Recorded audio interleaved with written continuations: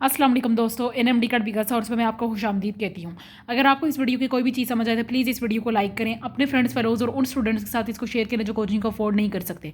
इसके साथ ही अगर आप हमारे चैनल पर नए हैं तो प्लीज़ हमारे चैनल को सब्सक्राइब कर दें, साथ ही बेल आइकन के बटन को प्रेस कर दें ताकि आपको हर नए आने वाली वीडियो का नोटिफिकेशन सबसे पहले मिले। आज जो टॉपिक हम डिस्कस करने जा रहे हैं इसका नाम है bacterial disease in main. Bacterial disease in main में सबसे पहले हमारे पास कोलरा है, जो ह्यूमन में डिजीज़ कॉज होती है। कोलरा जिसे हम हैज़ा वगैरह कहते हैं। हैज़े की बीमारी इसकी निशानी की है watery diarrhoea in the large volume is the hallmark of the cholera. अगर आपको जो मोशन है या डायरिया वगैरह है जो वो लार्ज अमाउंट में वाटरी डायरिया है तो ये किसकी निशानी है? कोलरा की निशानी है। हॉलमार्क किसे कहते हैं? निशानी को कहते हैं। It is cause by the Vibrio cholera. Vibrio cholera की वजह से होता है। हमारे पास जो बैक्टीरिया मौजूद है उसे हम विब्रियो कोलरा कहते हैं। ट्रीटमेंट क्या होता है? It consist of the prompt adequate replacement of the water and electrolytes either orally और द इंट्रावेनसली। इसमें आपको बहुत ज़्यादा जो होती है वो ORS की ज़रूरत होती है, या आप ड्रिप्स लगवाते हैं या ORS मतलब जो जिससे आप जो आपको पैकेट्स वगैरह में अवेलेबल होता है मार्केट में, ORS वगैरह आप ज़्यादा लेते हैं या आप ड्रिप्स वगैरह लगवाते हैं तो कोलरा जो होता है वो क्योर हो जाता है। प्रिवेंशन के बारे में लिखा हुआ है कि पब्लिक हेल्थ में ये जो आपको जो है वो सफाई सुथराई का ख्याल जो होता है वो पब्लिकली ये रखना होता है, और क्लीन वाटर यानी आपको साफ़ पानी की ज़रूरत होती है, साफ़ पानी पीना चाहिए। टाइफाइड जो हमारे पास वो सेकेंड हमारे पास डिजीज़ है, बैक्टीरियल डिजीज़, जिसमें कहता है कि आपको ज़्यादा बुखार होता है, टेंडर एब्डोमेन, आपको बहुत ज़्यादा पेट में दर्द होता है, इन लार्ज स्प्लीन यानी आपकी तिल्ली जो होती है वो बढ़ जाती है। Cause it is cause with Salmonella typhi. हमारे पास जो बैक्टीरिया मौजूद है उसका नाम है सैल्मोनेला टाइफाई। इसी वजह से हमें टाइफाइड हो जाता है। इसमें आपके पास एंटीबायोटिक्स भी अवेलेबल है और आपको वैक्सीन भी अवेलेबल होती है, लेकिन आपको सफाई सुथराई का ख्याल खुद भी रखना पड़ता है और पब्लिक हेल्थ की भी बहुत ज़रूरत है। पब्लिकली भी सबको सफाई सुथराई का ख्याल जो होता है वो रखना चाहिए। देन आपके पास पल्मोनरी ट्यूबरकुलोसिस है। पल्मोनरी ट्यूबरकुलोसिस जिसे हम टीबी वगैरह कहते हैं। टीबी की बीमारी आपको क्यों होती है? इसमें लिखा कि mild fever that last from the 7 to 14 days, यानी 7 से 14 दिन तक आपको बुखार हो सकता है, हल्की हल्की खुश्क खांसी हो सकती है, बाद में आपको पसीना आ सकता है, आपका वजन कम हो सकता है, एनोरेक्सिया बेचैनी हो सकती है, वीकनेस कमजोरी, dry hacking cough with blood stained sputum. आपको जब खांसी आहिस्ता आहिस्ता जो होती है वो खून के साथ खांसी आना स्टार्ट होती है। आप जब खांसते हैं तो आपके खांसी के साथ खून आता है। इसकी कॉज क्या है? The causative agent is Mycobacterium tuberculosis. Bacteria का नाम जो है माइकोबैक्टीरियम ट्यूबरकुलोसिस है। इसकी वजह से आपको टीबी की बीमारी हो जाती है। यहाँ पे टीबी को क्योर करने के लिए 2 ट्रीटमेंट से एक मल्टीपल ड्रग थेरेपी है जो 6 से 9 महीने तक इलाज चलता है। 6 से 9 महीने तक आपको दवाई लेनी पड़ती है, और एक शॉर्ट कोर्स है जिसको हम डायरेक्टली ऑब्जर्व ट्रीटमेंट कहते हैं। ये शॉर्ट कोर्स है और ये 2 महीने तक चलता है। उसने कहा है कि टीबी से बचने के लिए हमारे पास वैक्सीन भी अवेलेबल है, जिसमें हम क्या करते हैं कि माइकोबैक्टीरियम बोविस, या हमारे पास जो बैक्टीरिया मौजूद है माइकोबैक्टीरियम, इसका हम थोड़ा सा जिंदा सा स्ट्रेन जो होती है उसको हम क्या कर देते हैं, ऐड कर देते हैं अपने उसमें वैक्सीन में ऐड कर देते हैं। तो इसके ज़रिए से हमारी बॉडी जो होती है वो इसके खिलाफ इम्यूनिटी गेन कर लेती है जब हम इस वैक्सीन को अप्लाई करते हैं। नमूनिया हमारे पास अवेलेबल है। नमूनिया के बारे में लिखा हुआ है आपको सडन चिल यानी शदीद सर्दी का सामना होता है, आपको खांसी, प्लूरेटिक पेन होता है, आपको स्पटम जो आपकी थूक वगैरह होती है, ये जो आपकी खांसी रेशा टाइप खांसी होती है वो rusty bread brown rusty colour की आ जाती है, मतलब एक ब्राउन से टाइप की आपको खांसी होती है।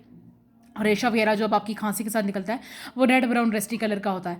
नमूनिया की वजह आपके पास बताई जा रही है काजेटिव एजेंट, इसके पास स्ट्रेप्टोकोकस नमूनिया है, और नमूनिया से क्योर करने के लिए भी आपके पास एंटीबायोटिक्स अवेलेबल होते हैं। बैक्टीरियल डिजीजेज प्लांट्स, अगर प्लांट्स में कौन कौन सी बैक्टीरियल डिजीजेज होती हैं? सबसे पहले हमारे पास जो होता है लीफ स्पॉट मौजूद है। लीफ स्पॉट में कहा जा रहा है the most common symptoms of the plant diseases और द डिस्क्रीट और the spreading type Leyen on the leaf blade. आपको लेयन एक खारिश टाइप सा, एक खुरदुरा टाइप सा स्ट्रक्चर जो होता है वो लीफ पे मिलता है। ये किस बैक्टीरिया की वजह से होता है? ज़ेंथोमोनास कैम्पेस्ट्रस की वजह से होता है। टोमेटो में और पेपर यानी काली मिर्च वगैरह में इसकी जो होती हैं वो डिजीज़ होती हैं। Other general cause the disease in tobacco and potato. Tobacco का जो पौधा होता है, तंबाकू का जो पौधा होता है उसमें भी ये डिजीज़ हो सकती है, पोटैटो में भी हो सकती है। प्रिवेंशन के लिए ये होता है कि आपको पैथोजन और होस्ट को जो होता है वो कॉन्टैक्ट में नहीं रखना चाहिए, और आपको डिजीज़ फ्री सीड्स यूज़ करने चाहिए। ऐसे सीड्स का इस्तेमाल करना चाहिए जो जरासीम से पाक हों। ब्लाइट जो बीमारी है ये किस में होती है? मेज़, राइस और ओट बाजरे वगैरह में, आपके चावल वगैरह में ये बीमारी हो जाती है। और ये बीमारी किस वजह से होती है? ज़ेंथोमोनास और जाई की वजह से होती है ये बीमारी। इसके बारे में लिखा हुआ है कि other bacterial disease cause the fire blight of pear and apples. नाशपाती और एप्पल में भी ये बीमारी हो सकती है। गल्स सड़ जाना और इस तरह की बीमारी जो होती है, एक सुराख टाइप होल टाइप जो होता है वो आपको नज़र आते हैं इसमें। डिजीज़ फ्री सीड्स यूज़ करने चाहिए, और removal of the seeds, removal of the disease plants. जो प्लांट्स जिनको ये बीमारी हो चुकी है उनको रिमूव कर दें ताकि ये किसी के साथ कॉन्टैक्ट कॉन्टैक्ट में आके किसी और प्लांट को डिजीज कॉजिंग ना कर सकें। सॉफ्ट रॉट के बारे में लिखा हुआ है। सॉफ्ट रॉट क्या लिखा है कि the cells of the plant tissue die because of action of pathogen. अगर कोई बैक्टीरिया या कोई पैथोजन आपके प्लांट पे हमला कर देता है तो आपके सेल्स जो होते हैं वो मर जाते हैं, उसकी वजह से रोटिंग हो सकती है। रोटिंग की वजह से आपके प्लांट का कोई भी ऑर्गन जो होता है वो डिस्टर्ब हो सकता है। नेक्रोटाइज टिश्यू जो होते हैं आपके पास, जो ही आप किसी भी टिश्यू को टच करते हैं तो वो वेट हो जाता है और एकदम से नरम टाइप सा हो जाता है। इसकी क्या वजह है? हमारे पास एरवीना एनिलोवोरा जो होता है इसकी वजह से सॉफ्ट रोट हो जाता है पोटैटो में। और अगर हम हमारी गंदम में अगर ये बीमारी होती है तो उसके लिए जो बैक्टीरिया जिम्मेदार है उसको हम कॉर्नी बैक्टीरियम कहते हैं। प्रिवेंशन के तौर पे हमें उन प्लांट्स को रिमूव कर देना चाहिए जिनको ये बीमारी हो चुकी है। विल्टिंग का मतलब होता है मुरझा जाना, लॉस ऑफ टर्जिडिटी। अगर जो वक्त गुजरने के साथ साथ जो होता है पौधे में पानी की कमी हो जाती है और इसकी वजह से बिल्डिंग हो सकती है और इवेंचुअली प्लांट जो होता है वो मर भी सकता है। इसके लिए जो बैक्टीरिया रिस्पॉन्सिबल है हम उसे कहते हैं जेडोमोनास सोलानोकैरिम।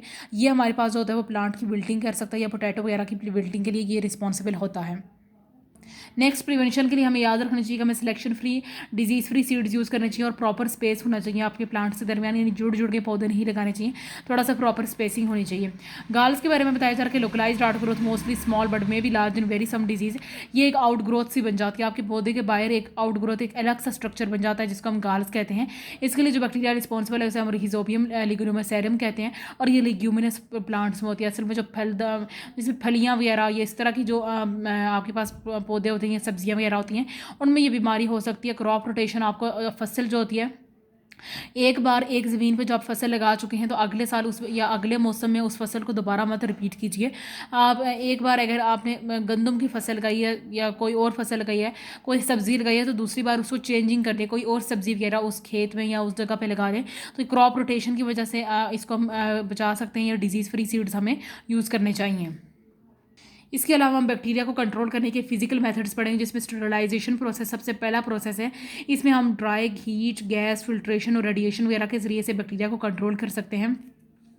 आप नॉर्मली जो शेविंग के लिए ब्लेड्स यूज़ करते हैं या कोई भी और ब्लेड या इस तरह की चीज़ें यूज़ करते हैं, उनको भी आप स्टेरलाइज़ करते हैं। आप क्या गर्म पानी में उनको डाल देते हैं या सर्जिकल इंस्ट्रूमेंट्स को आप डाल देते हैं गर्म पानी में, तो वो स्टेरलाइज्ड हो जाती है, यानी जरासीम से पाक हो जाते हैं। सर्जिकल अपरेटस में वगैरह में यूज़ करते हैं। फूड को प्रिजर्व करने के लिए भी स्टेरलाइजेशन प्रोसेस यूज़ किया जाता है, जैसे कि मिल्क और मीट। नंबर 2 मेथड जो है इसे हम हाई टेम्परेचर कहते हैं। हाई टेम्परेचर जो होता है वो माइक्रोबायोलॉजिकल लैब्स में यूज़ होता है माइक्रोब्स को कंट्रोल करने के लिए। नंबर 3 मेथड जो है आपके पास इलेक्ट्रोमैग्नेटिक रेडिएशन है। ऐसी इलेक्ट्रोमैग्नेटिक रेडिएशन जिसकी वेवलेंथ जो होती है वो 300 नैनोमीटर से कम हो, वो माइक्रो ऑर्गेनिज्म को मारने के लिए इफेक्टिव होती हैं। गेमा रेज जो होती हैं वो आजकल स्टरलाइजेशन प्रोसेस में यूज़ हो रही हैं। इसके ज़रिए से हम एंटीबायोटिक्स और सिराज वगैरह के जो हमारे पास स्ट्रक्चर्स मौजूद हैं हम इनको स्टरलाइज कर सकते हैं, जरासीम से पाक कर सकते हैं। पेस्चराइजेशन हमारे पास जो है चौथा मेथड है जिसके ज़रिए से हम बैक्टीरिया को या माइक्रो ऑर्गेनिज्म को कैसे मारते हैं। हम उनको एक ऐसे टेम्परेचर पर मारते हैं कि जिसपे सब के सब बैक्टीरिया मर जाते हैं। फॉर एग्जाम्पल आप मिल्क को भी पेस्चराइज कर सकते हैं। अगर आप मिल्क को पेस्चराइज करते हैं 71 डिग्री सेंटीग्रेड पर, तो आपको 15 सेकंड के लिए दूध को उबालना पड़ता है। और अगर आप 62 डिग्री सेंटीग्रेड पे दूध को उबाल रहे हैं तो आपको 32 मिनट्स के लिए इसको पेस्चराइज करना पड़ेगा, इसको हीट करना पड़ेगा। पेस्चराइजेशन का मेथड जो है वो हमारे पास एक साइंटिस्ट है लॉस पेस्चर, उन्होंने इंट्रोड्यूस किया है। आगे हमारे पास लिखा कि खाने को महफूज करने के कितने तरीके हैं। Food can be preserve for several days by keeping at the temperature of between 10 to 15 centigrade. For example milk, vegetables, cheese and the meat. आप फ्रिज में अगर आपका दर्जा हरारत जो होता है वो 10 से 15 सेंटीग्रेड हो तो कुछ दिनों तक जो होता है वो अपने खाने को, आपकी सब्जियों और गोश्त वगैरह को जो होता है वो महफूज रख सकते हैं। फूड को फ्रीज़ किया जा सकता है। आपके फ्रिज के ऊपर जो ऊपर वाला हिस्सा होता है जिसे आप रेफ्रिजरेटर कहते हैं, वहाँ पर आप जो होती हैं अपने मीट को, अपने वेजिटेबल्स को फ्रीज़ कर सकते हैं। और फ्रोजन का टेम्परेचर क्या होता है -10 सेंटीग्रेड टू 18 सेंटीग्रेड। इवन कि गोश्त और सब्जियों वगैरह को आप कहीं महीने तक और कई दिनों तक भी स्टोर कर सकते हैं। फूड को डिहाइड्रेटेड करना, डिहाइड्रेशन का जो मेथड है ये बड़ा पुराना मेथड है। इस मेथड में ये होता था कि पहले ज़माने में जो आपको अगर गोश्त को एक लंबे टाइम तक महफूज रखना होता था तो आप उसे क्या करते थे, उस गोश्त को मतलब अच्छे से काट के उस पर नमक लगा के उसको धूप में सुखाते थे। उसमें धूप में सुखा के जब पहले टाइम्स में ऐसा होता था कि जब आपके पास रेफ्रिजरेटर या फ्रिज वगैरह नहीं होते थे तो लोगों को गोश्त एक लंबे टाइम तक महफूज रखना होता था। लोग उस गोश्त को काट के उसको अच्छे से धो के उस पर नमक अप्लाई करते थे और उसको 2-3 दिन धूप में सुखाते थे। अब सुखाने से ये होता था कि उस गोश्त में से सारा जो होता है वो आपका पानी ख़त्म हो जाता है और जब पानी ख़त्म हो जाता है तो बैक्टीरिया उस पर ग्रो नहीं कर सकता था।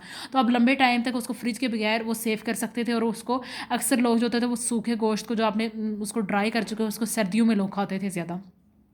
ये एक पुराना मेथड है ड्राई कंडीशंस के लिए। Acid is added to lower the pH, acid add किया जाता है ताकि हम पीएच को कम कर सकें। वाटर सॉल्ट्स, ये वही ड्राई कंडीशन की मेथड ही है जिसमें कहा जाता था कि ड्राई कंडीशन में हम सॉल्ट्स को उस पर लगा देते थे ताकि बैक्टीरिया उस पर ग्रो ना कर सके। कुछ केमिकल्स भी आजकल यूज़ किए जाते हैं जो आपके पास प्रिजर्व फूड की एनन्स और इस तरह के जितने भी प्रोडक्ट्स आपके पास मार्केट में अवेलेबल होते हैं, इनमें जो केमिकल्स डाले जाते हैं उसमें उसको पोटेशियम मेटाबाइसल्फाइड जो होता है उसमें ऐड किया जाता है। इसी तरह आप अपने पिकल्स, अचार को, कैंडीज़ को, जैम को और ब्रेड्स वगैरह को जो होता है वो लंबे अरसे तक महफूज रख सकते हैं। और वो ऐसा होता है कि आप उस पैकेट को खोल के अगर कुछ टाइम तक रख देते हैं, जैसे आपने एक ब्रेड का एक पूरा पैकेट लिया है, तो अगर आप वो पैकेट खोल लेते हैं तो वो चीज़ मतलब जो होती है वो जल्दी ख़राब हो जाती है। जैसे अगर आपने कहीं जो आप अक्सर नॉर्मल ये एग्जांपल देख सकते हैं कि अगर आप जो इंपोर्टेड चॉकलेट्स वगैरह खाते हैं, जो बाहर कंट्री से हम इंपोर्ट करके लाते हैं, वो चॉकलेट्स का बंडल जब तक उस रैपर में बंद रहता है तो वो चॉकलेट्स जो होती हैं वो बिल्कुल हार्ड रहती हैं, एकदम से पिघलने वाली स्टेज पे नहीं आती। लेकिन अगर आप उसका पैकेट खोल देते हैं तो फिर आपको उसको फ्रिज में रखना पड़ता है। पैकेट खोल देने से उनका जो होता है वो उन्होंने जो केमिकल्स ऐड किए होते हैं वो केमिकल्स आहिस्ता आहिस्ता रिलीज़ हो जाते हैं, तो वो चॉकलेट्स आपकी बिल्कुल सॉफ्ट हो जाती हैं, हार्ड नहीं रहती, इसलिए आपको उनको फ्रिज में महफूज रखना पड़ता है। लेकिन जब तक आपने पैकेट खोला नहीं होता है तो वो बिल्कुल हार्ड रहती हैं सारी चॉकलेट्स।